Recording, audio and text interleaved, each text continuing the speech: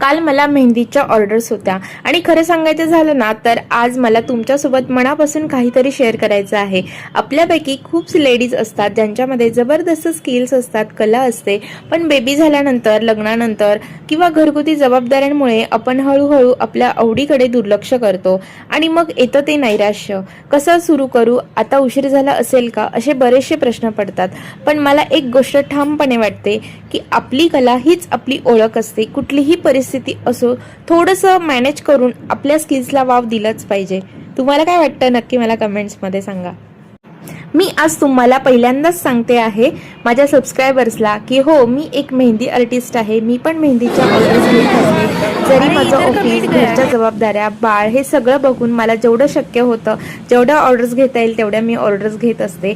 माझ्या क्लायंटला माझी मेहंदी खूप आवडते, त्यांचे फीडबॅक नेहमीच येत असतात मला चांगले।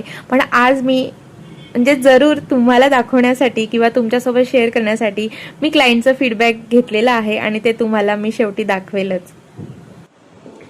वैशाली मेहंदी सबसे प्यारी एंड सबसे फेमस मेहंदी है और मुझे बहुत पसंद आया, बहुत बहुत पसंद आया, हम सभी को पसंद आया। Please subscribe. बहुत अच्छा मेहंदी है, बहुत अच्छी डिजाइन है और बहुत टाइम से वो कर रही है, तो आप लोग सब्सक्राइब करें।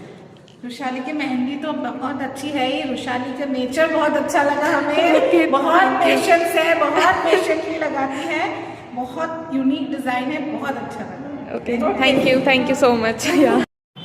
म्हणून आज तुमच्यासोबत मला शेअर करायचं होतं। हा छोटासा संदेश मी करू शकते तर तुम्ही देखील करू शकाल। चला, थँक्यू, बाय। जर तुम्हाला माझे व्हिडिओ आवडत असतील तर नक्की चॅनलला सबस्क्राईब करायला विसरू नका आणि हा व्हिडिओ कसा वाटला, कसा नाही, नक्की मला कमेंट्स करा, लाईक करा, शेअर करा, सबस्क्राईब करा।